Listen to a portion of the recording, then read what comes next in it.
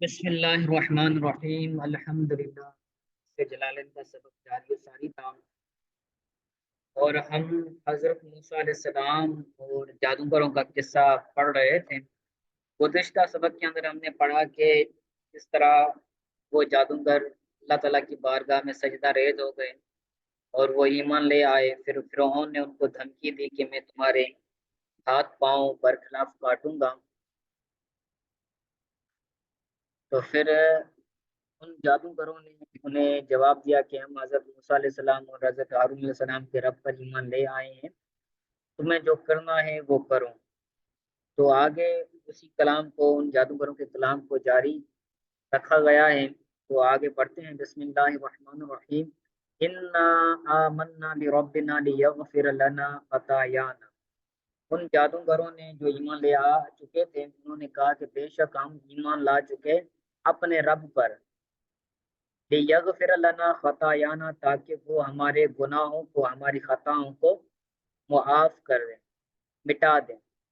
وہ خطائیں، وہ گناہ کون سے تھے؟ من الاشراک وغیرہ، شرک کرنا اور اس کے علاوہ جو دوسری خطایات تھیں، اللہ تعالیٰ ان خطاؤں کو مٹائے، اس لیے ہم ایمان لے آئے۔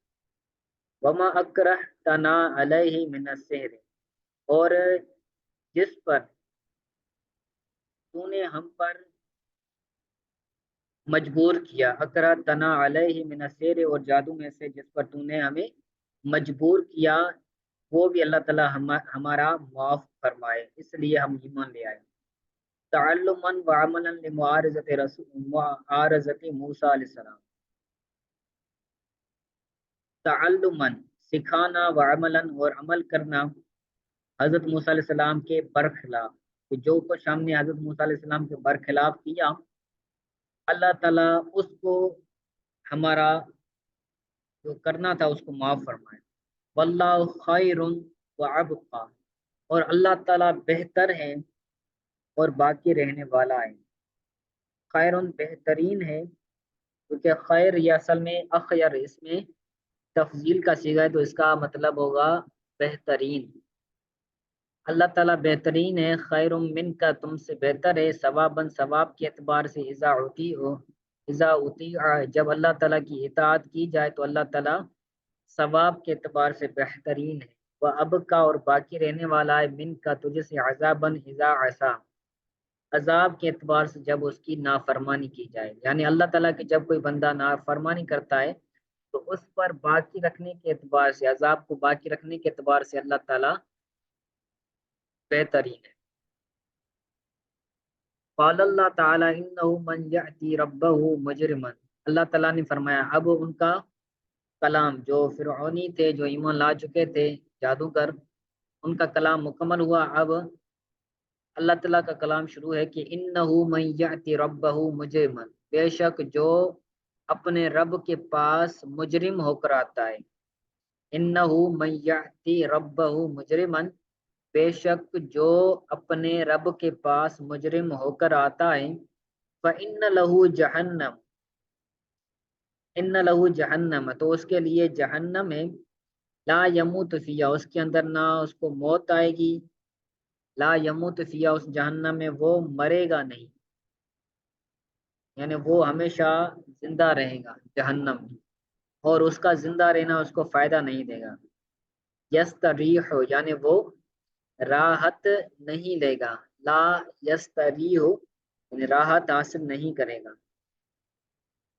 ولا یحیا، اور نہ ہی وہ زندگی گزارے گا، تنفعہ، جو زندگی اس کو نفع دے، یعنی نہ فائدے والی زندگی گزارے گا اور نہ ہی وہ مرے گا تاکہ راحت حاصل کرے، کیونکہ بندہ جب مر جاتا ہے تو ایک اعتبار سے اس کو راحت ملتی ہے، تو وہ جہنم کے اندر راحت حاصل نہیں کریں گے۔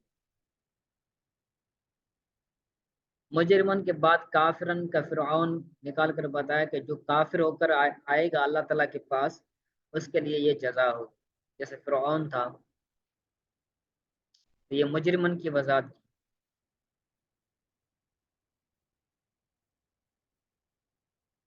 اس کے بعد کہتے ہیں وَمَن يَأْتِهِ مُؤْمِنًا قَدْ عَمِلَ الصَّالِحَاتِ، اور جو اپنے رب کے پاس مومن ہو کر آئے گا، اس اس اعتبار سے کہ وہ اعمال صالحہ کرے گا، جیسے فرائض اور نوافل ہیں، تو ان کے لیے کیا ہوگا؟ فَأُولَٰئِکَ لَهُمُ الدَّرَجَاتُ الْعُلَىٰ، تو ان کے لیے بلند درجات ہیں۔ اب اولا کی صرفی تحقیق ناوی تحقیق کر رہے ہیں، صرفی تحقیق اور ناوی تحقیق کر رہے ہیں کہ اولا یہ جمع علیا مؤنث اعلی، کہ یہ اولا اصل میں علیا کی جمع ہے، اور علیا یہ مؤنث ہے اعلیٰ کی، اور اعلیٰ اس میں تفضیل کا صیغہ ہے، اعلیٰ اس میں تفضیل کا صیغہ ہے، اس کی مؤنث آتی ہے علیا، اور علیا کی اولا یہ کیا ہے؟ جمع ہے، یعنی یہ اس کی صرفی تحقیق بیان کی۔ جنات عدن، جنات عدن اقامت کے لیے باغات ہیں، جنات باغات ہیں، عدن یعنی اقامت کے لیے، اے اقامت بیان لہو، یہ اس کے لیے بیان ہے، باغات کے لیے عدن یہ بیان ہے کہ وہ باغات کس لیے ہوں گے؟ رہنے کے لیے ہوں گے۔ تجری من تحت الانہار خالدین فیہا، ان باغات کے نیچے جاری ہوں گی انہار نہریں، خالدین فیہا وہ جنتی جنت میں رہیں گے ہمیشہ ہمیشہ۔ ذالک جزاء من تزکا، یہ جزا ہے اس شخص کی جو پاکیزہ ہوا، تزکا جو پاکیزہ ہوا، اے تطہر من الذنوب جو گناہوں سے پاک ہوا، تو اس کے لیے یہ باغات ہیں، یہ نہریں ہیں، یہ جنت ہے۔ وَلَقَدْ أَوْحَيْنَا إِلَى مُوسَىٰ أَنْ أَسْرِ بِعِبَادِي، اور تحقیق ہم نے وحی کی حضرت موسیٰ علیہ السلام کی طرف کہ وہ اپنے بندوں، کہ وہ میرے بندوں کو، بعبادی کہ وہ موسیٰ علیہ السلام میرے بندوں کو رات کے ٹائم میں لے جائے۔ عصر یہ معراج کے لیے یعنی رات کے لیے استعمال ہوتا ہے، رات میں سفر کرنے کو بولتے ہیں اسرا۔ تو نبی کریم صلی اللہ علیہ وسلم کے معراج کے بارے میں بھی اسرا آیا ہے، سبحان الذی اسرا بعبدہ، پاک وہ ذات جس نے اپنے خاص بندے کو رات کے وقت سیر کرایا، کیونکہ معراج رات کے وقت ہوا تھا اس لیے وہاں پر بھی اسرا استعمال ہوا ہے۔ تو اسرے کا مطلب ہوتا ہے رات کے وقت سفر کرنا۔ تو اللہ تعالیٰ نے حضرت موسیٰ علیہ السلام کو حکم دیا کہ وہ بنی اسرائیل کو رات کے ٹائم میں مصر سے نکال کر شام کی طرف لے جائیں۔ صاحب جی عصری کے معنی میں جو ہے وہ رات کا معنی آ رہا ہے، تو پھر آگے پھر الگ سے لیلہ کیوں آیا پھر ذکر؟ یہ بلاغت کا ایک اصول ہوتا ہے کہ تجرید، بلاغت کے اندر ایک تجرید اصول قاعدہ ہوتا ہے کہ پہلے جو لفظ آتا ہے اس میں سے کسی معنی کو خالی کیا جاتا ہے۔ تجرید کا معنی بھی ویسے ہوتا ہے لغوی کہ اس کو خالی کرنا، اس سے رات کے معنی کو ختم کر کے پھر آگے لیل ذکر کیا، تو یہ بلاغت کے اعتبار سے یہ زیادہ بلیغ ہو جائے گا۔ اس اعتبار سے معراج کی جگہ پر اللہ تعالیٰ نے اسرا بعبدہ لیلاً فرمایا۔ جی استاد۔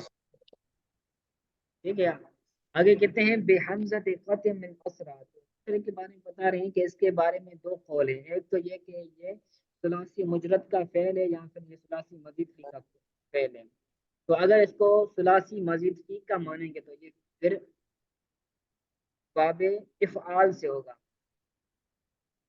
بے حمزۃ قطع من اسرا، باب افعال سے ہوگا، اسرا یسری اسراعا، تو اس کا جو حمزہ ہوگا حمزہ قطعی ہوگا باب افعال سے، اور اس کا صیغہ ہوگا اسرا واحد مذکر غائب۔ وہ بھی حمزۃ وصل، اور حمزہ وصلیہ بھی ہو سکتا ہے، جب حمزہ وصلیہ لیں گے تو پھر کیا ہوگا؟ یہ ثلاثی مجرد ہوگا۔ وہ کسر نون من سرا، اور نون کو کسرہ دیں گے، پھر یہ سرا یعنی ثلاثی مجرد سے ہوا. لغتان یہ دو لغتیں ہیں، دو قرات ہیں. اے صرف بہم لیلا من ارض مصر، یعنی مصر کی زمین سے ان کو رات کے وقت میں لے چلو. فضرب لہم طریقاً فی البحر یبسا،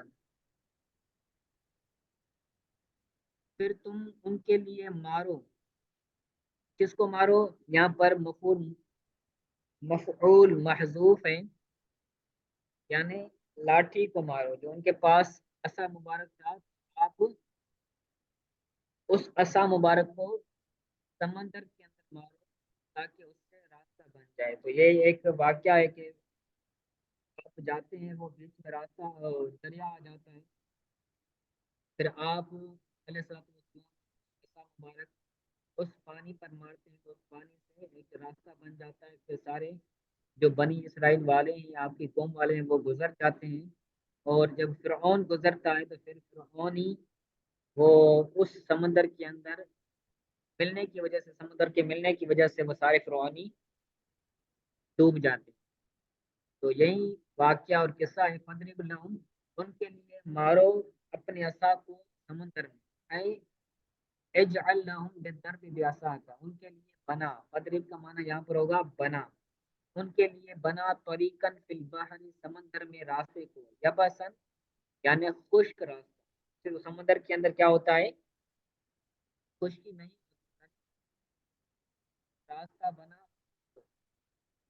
اجعل لہم بالضرب بعصاک یعنی اپنی عصا مبارک کو سمندر میں مارنے کے لیے راستہ بنا. اے یابسن خشک راستہ. فم تسلم ما عمر بھی، تو تم اس پر چلو جس کا تمہیں حکم دیا گیا. و اے بس اللہ ارد فمرو، تو اللہ تعالی زمین کو خشک فرمائے گا. فمرو فیا، تو تم اس میں چلو گزرو. لا تخاف درقا، اور تم فرعون کے پانے کا خوف نہ. اے تدرکا کا فرعون، یعنی تمہیں فرعون پالے گا، تمہیں فرعون مل لے گا. پانے کا، ملنے کا، پکڑنے کا خوف. ولا تخشا، اور غرق ہونے کا خوف بھی نہ کرو. ٹھیک ہے. تو یہاں پر ایک اضافی بات یہ ہے کہ تخاف کیا ہے؟ تخاف کا مطلب بھی ہوتا ہے خوف کرنا، اور تخشا کا مطلب بھی ہوتا ہے خوف کرنا. تو دونوں کے اندر ایک باریک سا فرق ہے، وہ انشاءاللہ تعالی میں آپ کو کل بتاؤں گا. ٹھیک ہے. اور اللہ تعالیٰ کے جو اولیاء کرام ہیں ان کے بارے میں بھی آیا ہے کہ ان اولیاء اللہ لا خوف علیہم ولا هم یحزنون.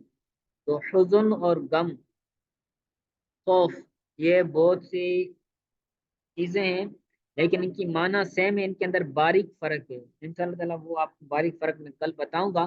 آج کا جو سبق ہوا ہے وہ بھی اچھی طرح سے یاد کیجیے گا، اور جو کل کا ہوا تھا وہ بھی آپ اچھی طرح سے یاد کیجیے. آج کے سبق کے حوالے سے جو کچھ سمجھ نہیں آیا وہ پوچھ